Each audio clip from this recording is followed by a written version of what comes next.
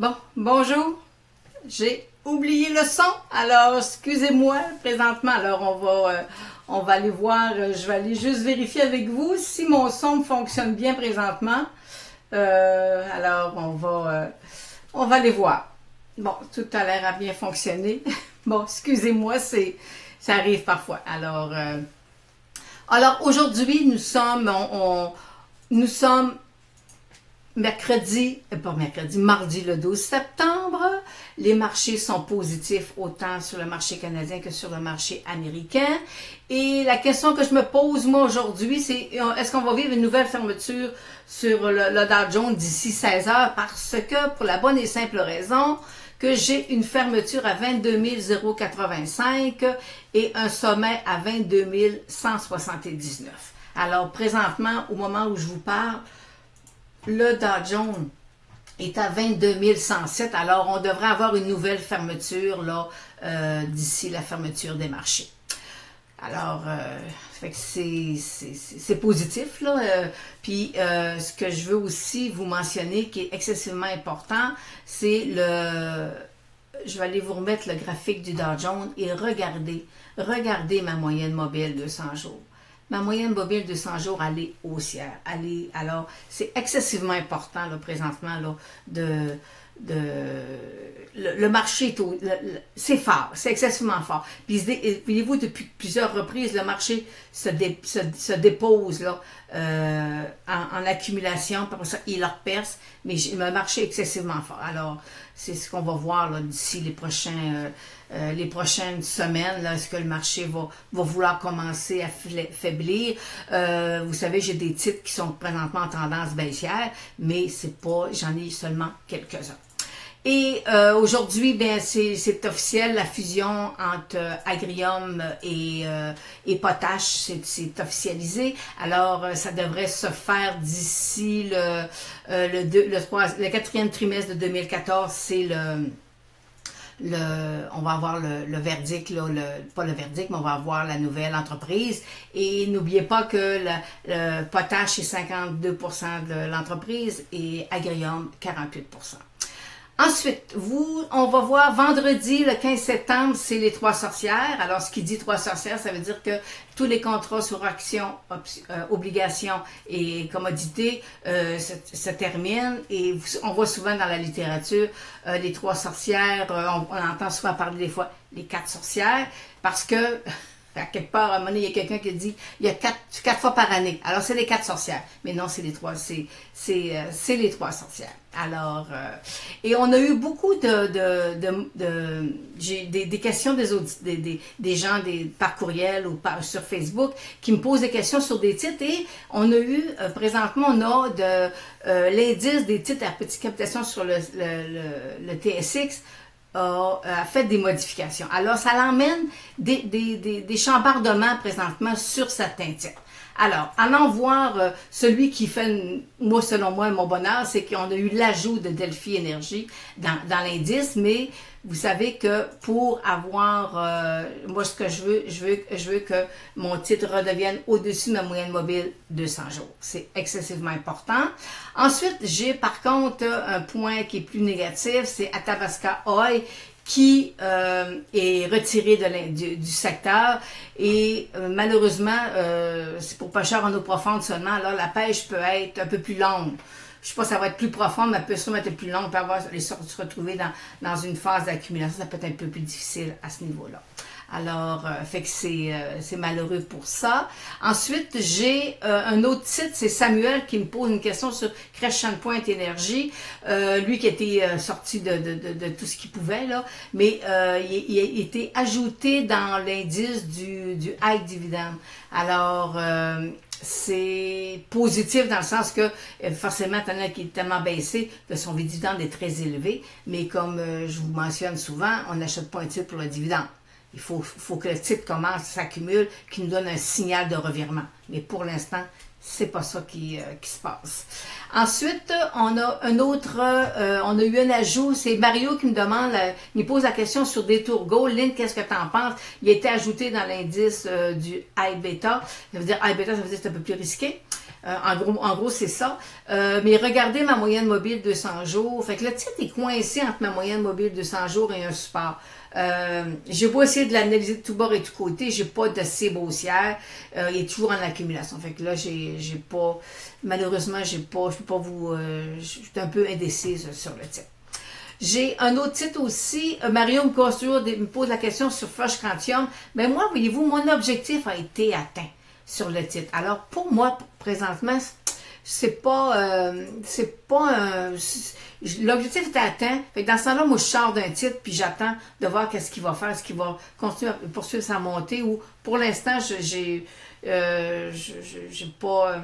Je suis indécise, là, fait qu'alors, à ce moment-là, je me dis, il y a tellement de titres qu'on peut faire des choses, là, que pour l'instant, je vais passer outre sur le titre.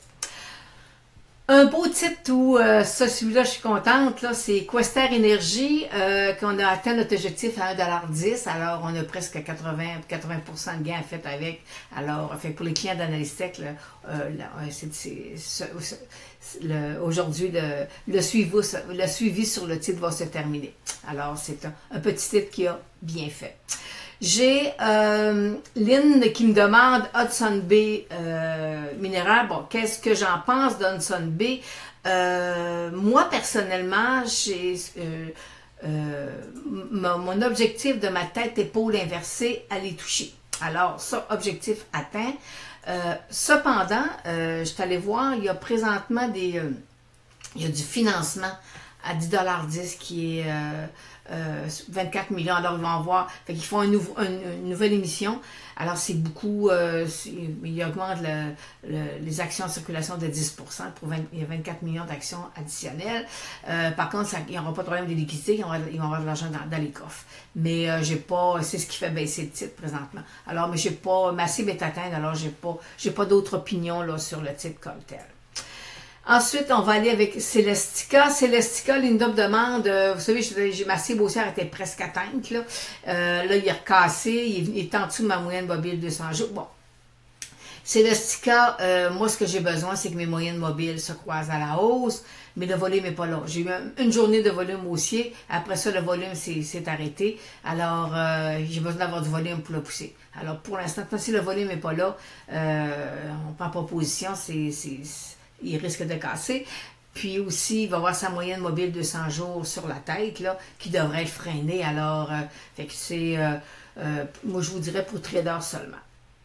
Ensuite, je me suis fait poser énormément de questions sur le titre de Sirius. Parce qu'en juillet, je vous ai proposé une analyse qui est appuyée par une vidéo où je vous démontrais pourquoi j'étais haussière sur le titre de Sirius.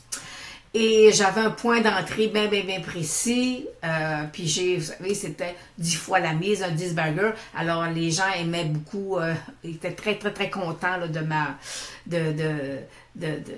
petite suggestion que je leur faisais. Fait qu'on a été, on a travaillé fort sur le titre. Alors je vais aller vous mettre le titre de Sirius, le graphique de Sirius. Et ça, c'est exactement le même graphique en date d'aujourd'hui que je vous ai présenté en juillet, pour les gens qui sont venus voir ma vidéo. Alors Sirius, vous regardez le petit rectangle que j'ai en pointillé, là, en plein milieu. Là. Ce petit rectangle-là, c'était une résistance.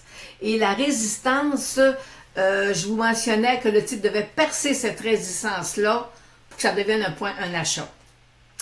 Il ne l'a jamais percé. Le volume est apparu, il a monté, mais il n'a jamais percé sa résistance, le point technique que je vous ai mentionné. Il y a des gens qui ont acheté, ils ont dit « Ah oui, il se replie, il va repartir. » Alors, et malheureusement, le titre n'est jamais revenu en force. Le volume n'est pas là sur le titre. Présentement, mais c'est un volume baissier qu'on a. Mais entre-temps, le volume, là, le titre était plate. La moyenne mobile de 200 jours, elle était plate. Il n'y avait pas beaucoup de volume. Et on se demandait quelle direction que le titre allait prendre. Et le titre a pris la direction baissière. Bon, OK. Vous savez, parfois, c'est préférable, là je vais aller vous mettre le graphique là avec mon gros rectangle. Là. Vous savez, parfois, des points d'entrée, c'est excessivement important. Les gens disent, ah, moi, j'attendrai pas que le titre perde sa résistance, il est à 45 sous, je vais l'acheter tout de suite, puis je le laisse monter. Parfois, c'est préférable de payer 55 sous. Et d'attendre que le titre poursuive, que le titre continue à sa progression. Parce que là, présentement, le titre a descendu jusqu'à 26 sous. Alors, vous savez, des points d'entrée, on est en technique, des points techniques, c'est excessivement important.